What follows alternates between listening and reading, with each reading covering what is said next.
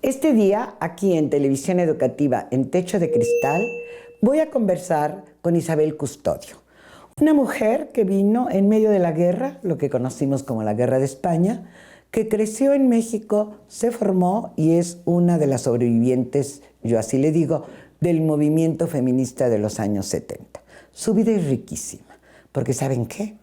Ella tuvo relaciones amorosas con Fidel Castro. Mejor vamos a escuchar a Isabel en esta historia.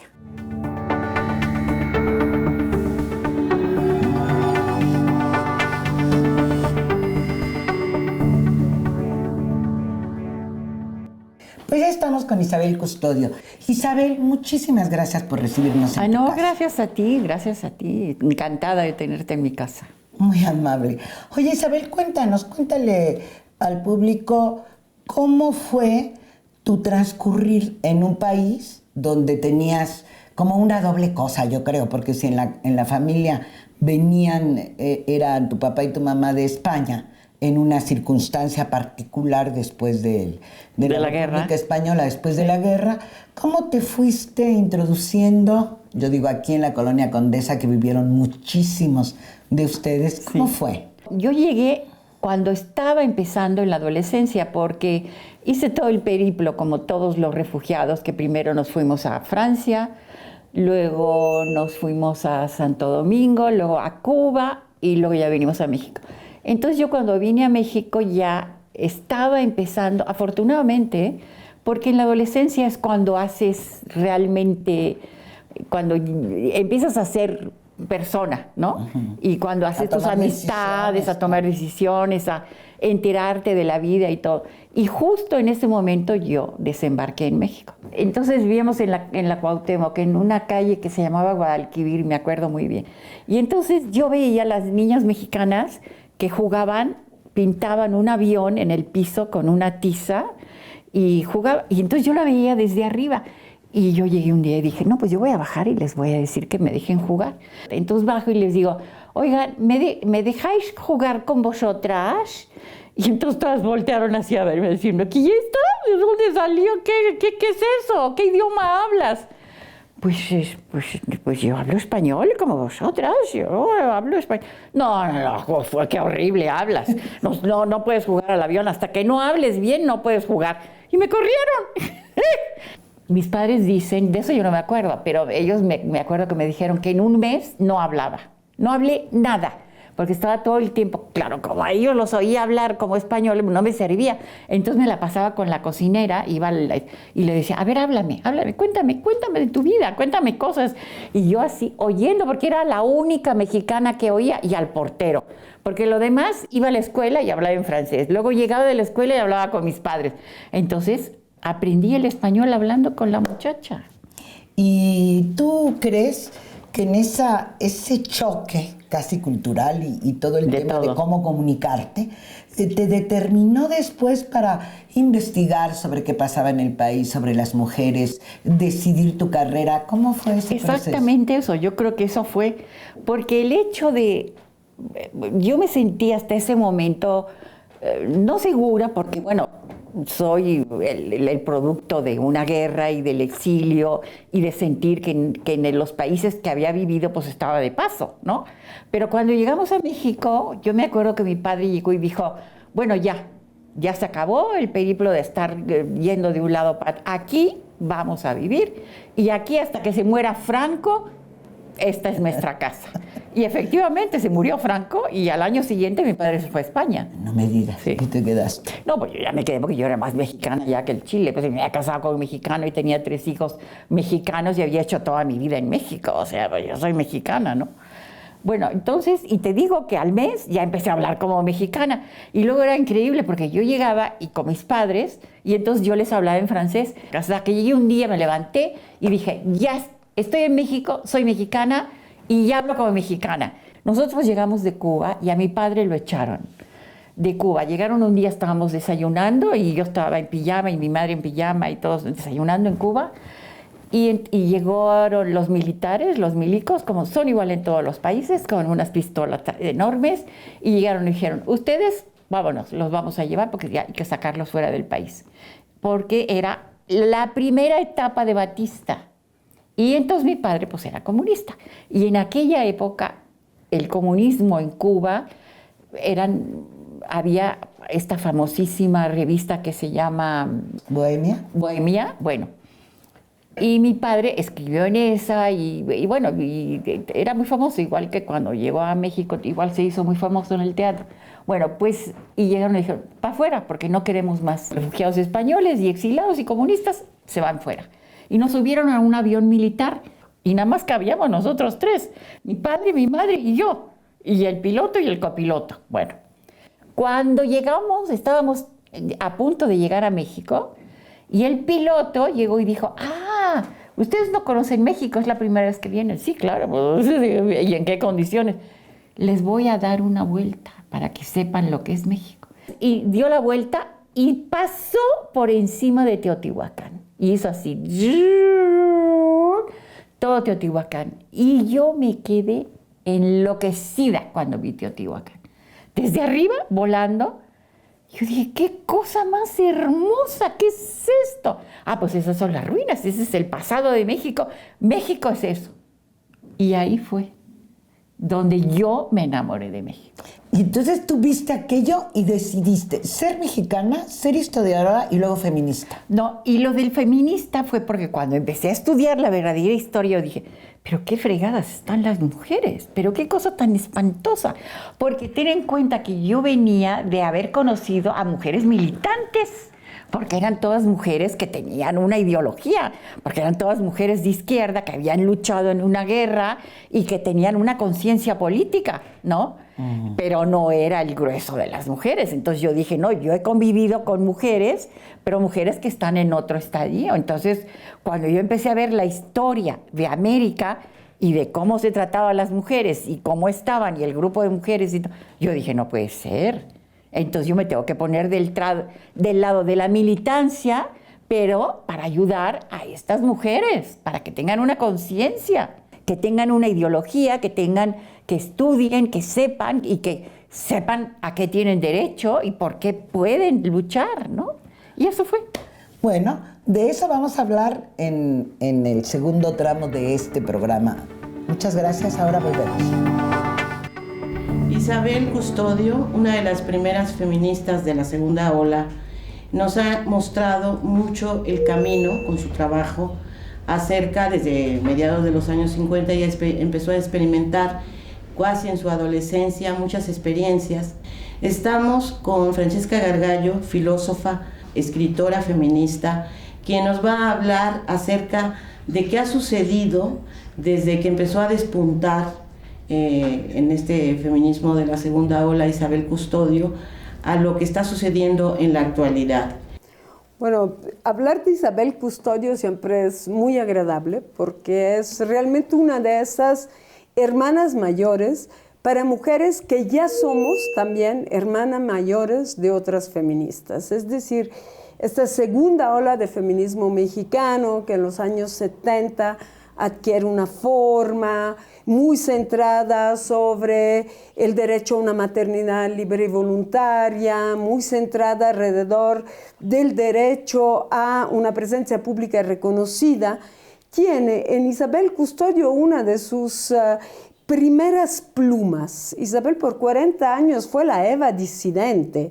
Escribía en Excelsior, escribía en varios periódicos acerca de tópicos de la vida, del cuerpo, de la sexualidad en las mujeres que muy pocas otras escritoras se atrevían a tocar. Era divertida, era muy socarrona hasta y muy agresiva hacia la violencia que los hombres manifestaban hacia lo que llamaban como cosas de mujeres. Ella las reivindicaba fuertemente. Entonces su pluma era muy agresiva hacia esos hombres, pero sumamente divertida y liviana.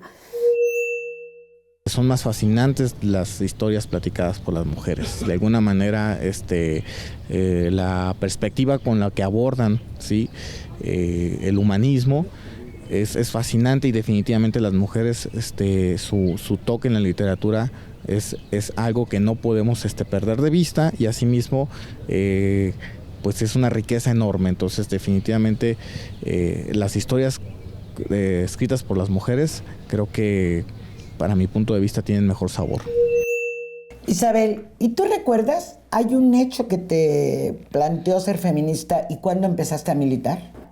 La amistad con Alaide Fopa, que yo fui íntima amiga de ella.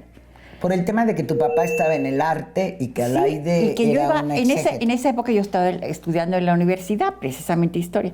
No, es que como yo estudié 2 carreras al mismo tiempo, filosofía y historia, pero bueno, el caso es que yo era muy amiga de Alaide. Y entonces yo iba 2 veces a la semana a casa de Alaide. Y un día comiendo en casa de Alaide con todos sus hijos y con toda la familia y todo, llega y me dice, oye, ¿tú no te has dado cuenta de que tú eres feminista?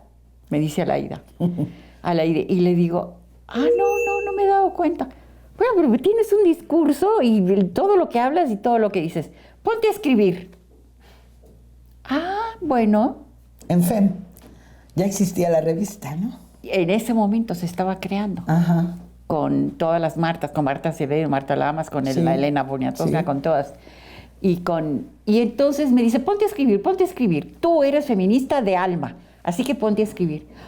Bueno, y como yo a mí me parecía el sumum de todo, de mujer, de su militancia política, de lo que era, del feminismo y de todo. Entonces le dije, bueno, pues muy bien.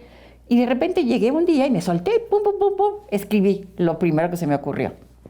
Algo de lo que estaba viviendo, que me había llamado la atención, y se lo lleva y me dijo, divino, maravilloso. Mañana empiezas a escribir aquí en la revista y aparte vas a venir conmigo al programa y me vas a ayudar y vas a trabajar conmigo. Y así empecé. O sea que además se determinó el feminismo y comunicadora. Escribiste muchos años Eva Disidente en Excelsior, ¿como cuánto tiempo? Como 20 años. Como 20 años. Y eso fue antes de que pudiéramos entrar a los medios, antes de que fuera el tema, un tema de fuente, un tema de importancia, o caminó por ahí, había sido importante el 75, no sé, ahora estamos cumpliendo 40 años de la primera Conferencia Mundial de la Mujer. ¿Cómo lo Bueno, yo viviste? escribí en esa época un artículo que se publicó en la revista Siempre. Que fue un primer debate que se Sí. hizo ahí entre feministas en la revista Siempre. Y ahí publiqué yo un artículo muy importante sobre el Congreso Feminista. Isabel, ¿y en tu experiencia tú has sentido que hay cambios para las mujeres mexicanas en todos estos 4 décadas? No, sí ha habido cambios, sí hay cambios. Digo, no todo lo que quisiéramos, pero sí ha habido cambios. ¿Cuáles Bueno, nada dirías? más. Bueno, el aborto aquí en el DF, Ajá. porque nosotras, pues, ¿cuántas veces no luchamos por lo del aborto? Claro. Pero si nos llevaron a la cárcel, pues yo fui de las que nos encadené junto con Esperanza, nos encadenamos a las rejas esas de gobernación y nos subieron en una Julia y nos llevaron a la cárcel y luego todas llamando a los maridos, a los novios, a los padres, a todos. Y otras cosas, no sé, las leyes, el tema de la importancia de la violencia, el tema de los institutos de las mujeres, ¿dónde los pones? No. Y luego, por ejemplo, todo esto que hizo Morales Lechuga, que hizo estas cosas de... Las unidades de atención a la violencia exacto, en el DF primero y después En el a DF. nivel nacional. Empujadas Entonces, por Esperanza. Claro, La jefa claro. de tu grupo, ¿no? Exacto, la jefa de mi grupo. Si yo fui 1000 veces a hablar con él. Y todo eso, cuando nosotros empezamos no había nada, de nada, de nada, de nada. Sí, porque tenemos que reconocer que el Año Internacional de la Mujer detonó en 1975 un proceso de lo que llamamos de políticas públicas, de leyes, ¿no? Que no hemos conseguido todo lo que queremos ni que nada, pero bueno, poco a poco vamos. Sí hemos Yo avanzado. estaba pensando, quizá, no estoy segura si es tu primera novela o tu primer libro, el de la gallina. ¿El de las gallinas? El de las gallinas, el tema de la trata.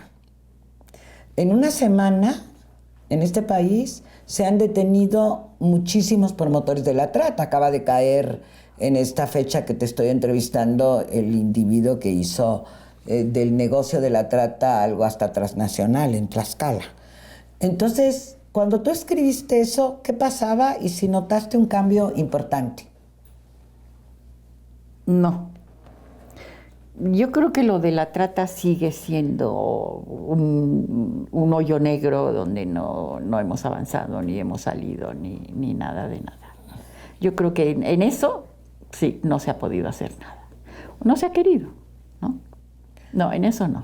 Porque tiene que ver con el uso del cuerpo y el control del cuerpo de las mujeres, quizá.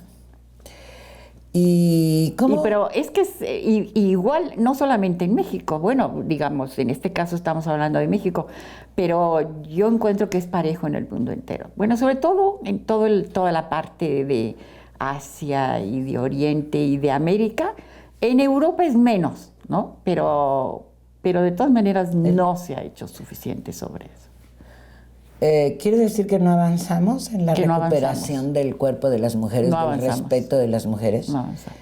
¿Y a qué Yo se por eso deberá? creo que es un triunfo inaudito esto porque yo fui tantas veces vapuleada, sacada, me corrieron de 80,000 programas de radio, de televisión, de periódicos, y de hacer todo eso por defender el aborto. Bueno, sí, claro. Que no se podía ni decir la palabra, empezando por habría eso, que ¿no? contarle al público que el Movimiento Nacional de Mujeres, encabezado por Esperanza Brito, en donde tú militaste, ¿Dónde está? fue como el centro de su lucha, ¿no? Fueron Sí. las primeras que en el año 72 tomaron el monumento a la madre. A la madre, sí. ¿No? Entonces, Esperanza cambió el letrerito que está abajo. Ahora, no se ha liberalizado más que en el Distrito Federal, pero acaban de acordar en Tlaxcala 7 excepciones. Tenemos 6 excepciones en la mitad del país.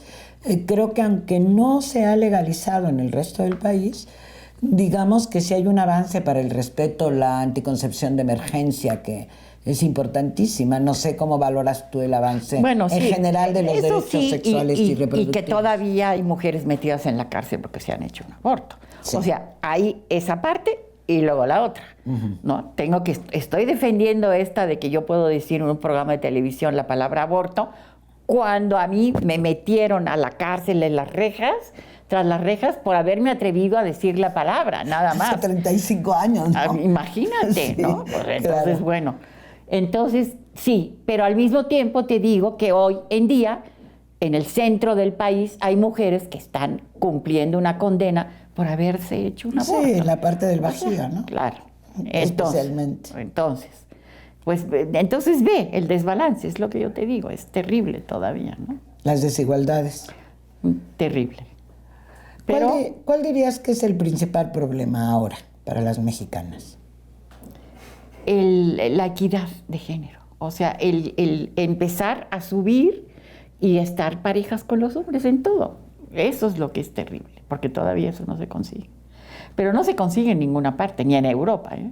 En Europa, las mujeres, las ministras, las doctoras, las señoras universitarias con doctorados y con maestrías, todavía ganan menos que un hombre. Que eso es no alcanzar el techo de cristal. Exactamente. Hablemos de eso en el último bloque, Isabel. Muchas gracias.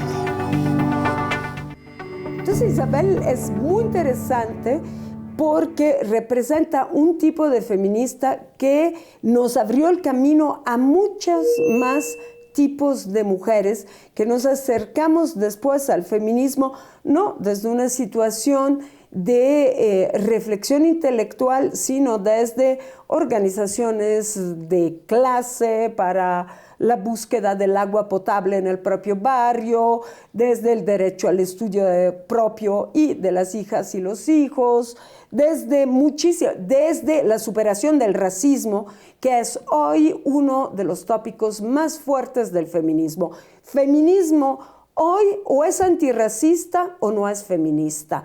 Isabel escribió una de las novelas más dementes sobre la Revolución Mexicana que se pueda concebir. Esta novela se llama La Tiznada, y La Tiznada es la historia de una alta terrateniente burguesa de Chihuahua que se suma para defender la libertad sexual de las mujeres a las tropas de Villa. Ya te podrás imaginar cómo es un sentimiento de rebeldía profunda contra la condición de opresión y de secundarización de las mujeres, lo que ha movido toda su vida a Isabel Custodio. siempre ha habido una discriminación a la mujer y pues yo opino que pues todos somos iguales, o sea, no hay uno más que el otro, todos tienen los mismos derechos. Isabel, pues volvamos a eso. Yo creo que todavía las mujeres tenemos un enorme techo de cristal. Yo digo que tú lo rompiste. Cuántas novelas, cuántos libros, y está fantástica. Increíble que el público no me va a creer que se llama El amor me absolverá por tu relación, no solo el momento histórico de haber conocido al grupo de personas que fueron a hacer la revolución a Cuba, sino que tuviste amores con Fidel Castro. Sí, amores tormentosos. ¿Cómo es esto? ¿Cómo se llama el libro? ¿Qué cuenta? El libro se llama El amor me absolverá. Eso es un símil que le puso la editorial cuando lo hicieron, porque él se defendió cuando Batista lo agarraron y lo metieron a la cárcel. Él dijo, la historia me absolverá. Sí, claro. Después de haberse defendido, porque como él era abogado, dijo, yo no necesito ningún abogado que me venga a defender. Pero los durmió, porque durante 5 horas habló para defenderme. Entonces cuando yo dije, bueno, sí, la historia lo va a absolver, porque ya estaban todos dormidos del aburrimiento. Entonces, sí, la Revolución Cubana se preparó en México, se hizo en México. Así es. Y durante todo ese tiempo, pues yo los acompañé tanto a él como al Che, como a Raúl, bueno, a todo el grupo, a todos. ¿Los conociste porque No, yo los conocí. amigos de tu papá? No, te voy a decir por qué, porque hablando de la revista Bohemia famosa, entonces vino a México el fotógrafo de la revista para hacerles una entrevista a estos cubanos que estaban en la cárcel en México. Ajá, sí, claro. Entonces, lo mandaron a él, resulta que él era hijo de refugiados, igual que yo, y el padre de él, que se llamaba Almendros, era el director de la Universidad de Cienfuegos, y había sido compañero de escuela de mi padre. Y entonces le dijo, bueno, que viniera a la casa de mi padre que se venía a quedar con nosotros, o sea, a vivir con nosotros, el chico. Él tenía como 5 o 6 años más que yo. Luego se convirtió en el famoso fotógrafo de Louis Malle y ganó 5 Óscares en su vida. Se llama Néstor Almendros. Sí, claro. Bueno, entonces Néstor venía mandado por Bohemia para tomar las fotos que le iba a hacer de la entrevista, porque iba a ir a la cárcel a entrevistar a estos presos. Y estaba viviendo en mi casa. O sea que tú lo acompañas. Y yo lo acompañé. Yo llego a la cárcel con él. Entonces llegamos en la puerta, que era una cárcel para presos políticos. Nada de una cárcel. Estaba en Miguel Schultz, enfrente del Monumento a la Madre. Y entonces yo le dije, no, tú entra. Porque después nos íbamos a un concierto a Bellas Artes con Chelividaque. Bueno, yo le dije, no, yo te espero aquí en el coche. Y él entró. Nadie pudiera pensar que era una cárcel. Era una pared enorme con una puertita chiquitita de hierro. Entonces tú tocabas, se abría una rendijita y preguntaban, ¿quién es? Pues la vieja Inés. Ah, bueno, sí, pase. Así de verdad. El caso es que entra él y yo me quedo en el... Pero se tarda más del tiempo. Y yo me estaba haciendo pipí. Y entonces yo llego y me bajo y digo, pues yo voy a entrar a la cárcel a hacer pipí, porque aquí ¿qué hago, no? Y además a decirle a Néstor que ya nos vayamos. Bueno, entonces toco la rendijita, abren. Oiga, es que yo vengo con el periodista que acá... Ah, sí, bueno, entre. Y llego y le digo al policía de la puerta, oiga, ¿dónde está el baño? Porque yo me vengo haciendo pipí. Ay, me dice, yo no se lo recomiendo, porque los baños aquí es una cosa horrible. Y además tiene que atravesar todo el patio e irse hasta del otro lado. ¿En qué momento viste a Fidel? Nunca lo vi. Ajá. Es que este es el amor, por eso te estoy contando esto. Yo atravesé el patio así. Llegué al lugar donde dice que estaba el baño. Bueno, un asco. Yo dije, aquí prefiero aguantarme. Me regresé y salí y le dije, cuando iba a la mitad, le grité a Néstor, Néstor, vámonos. Y entonces Néstor volteó y me dijo, sí, ya voy. Bueno, entonces yo me salí de la cárcel haciéndome pipí. Fidel salió a los 2 días y me fue a buscar a la casa de Tete Casús porque me vio que yo atravesé de un lado y atravesé. Y le dijo a Néstor, ¿quién es esa? Y entonces Néstor le dijo, no, pues es una refugiada, Isabel Custodio, que es, yo estoy en su casa, a mí me das el teléfono, la dirección. Se enamoró de ti de verte. Y a los 2 días estaba tocando el timbre. De verme. ¿Y cuánto duró el amor? No, espérate, 9 meses. Como un parto. Como un embarazo. Como un embarazo, como un parto, un embarazo. Pero él llegó y se presentó y me dijo, yo me voy a casar contigo, ¿eh? Y yo le dije, sí, cómo no. Sí, vengo para decirte que me voy a casar contigo. No había cruzado una palabra conmigo. Y lo primero que me dijo es, yo vengo para decirte que tú te vas a casar. O sea, que esa es una invitación fundamental para leer el libro. ¿Te contó en el amorío a lo que iba a regresar a Cuba o no? Ay, pero pues sí, eso es lo que yo cuento en el libro, Ajá. todo lo que hicimos aquí. Cómo se preparó la Revolución Cubana. La gente que nos ayudó, pero está los nombres, las calles, los días, las fechas, todo, con lujo de detalles. Estaba Gutiérrez Barrios, que era divino, porque Gutiérrez Barrios era, entonces estaba en la secreta, ¿no? Claro, y era el en la que nos policía perseguía. secreta. Nos iba una patrulla detrás de nosotros, pero la patrulla iba porque Él era facilitó, orden. él Era, facilitó espérate, él Gutiérrez tenía Barrios. orden de ir detrás de nosotros y de siguiendo. Pero haz de cuenta, la patrulla iba así y entonces veía que estábamos ahí y entonces se volteaban para este lado. Pues como te dije, que no sé qué, no sé. Entonces nosotros entrábamos, salíamos, subíamos, bajábamos y ellos estaban cumpliendo en su deber. Pero así, ¿me entiendes? Entonces, claro. Y entonces ya que veían que ya nos íbamos, entonces volvían a subir y nos volvían a seguir. Y así, menos de risa. Nos ayudó, por supuesto que nos ayudó. O sea que el papel de México fue centralísimo. Centralísimo. Y yo lo digo, bueno, si tú cuando lees mi libro, tú te das cuenta de que, y además todos ellos lo dijeron, nosotros pudimos hacer la revolución porque estábamos en México y porque se nos facilitó todo. ¿Y lo Así de la se queda el tiznada misterio. cuándo se te ocurrió? Es que mira, yo como escribí este libro y es un testimonio, pero es un libro histórico, Claro. porque es un testimonio real. Porque hablas del contexto de lo que pasaba en México, de lo que pasaba en América Latina, de lo que Exacto. significaba la dictadura, que es lo que yo no quería decir. Pero en fin, que tú lo dijeras, pero Sí, bueno. pero exacto. Y este es un libro histórico. ¿Es Es un antes o libro después de histórico. la tiznada? No, es antes. ¿Verdad? Y luego ya escribí La tiznada porque tuve la conciencia de decir, no, a mí lo que me gusta escribir es escribir novelas históricas, como la que acabo de escribir ahora de 400 páginas. Que todavía no está publicada. Que todavía no está publicada, que se llama Más Valer, que es sobre el siglo XVI, aquí en la colonia, la época de la colonia, ¿no? Pero y el otro libro mío, el baile de 2 gallinas sobre su cascarón, también es la historia de 2 periodistas mujeres, es bastante autobiográfico, nada más que yo lo parto en 2, y de 2 mujeres periodistas por América Latina que van a Bolivia, y entonces ahí meto al Che, que sí estuve con él, bueno, ya lo eras, esa es otra novela. Entonces, O sea, tú eres una caja de secretos. Una caja Pero de- ¿sabes qué sucede, Isabel?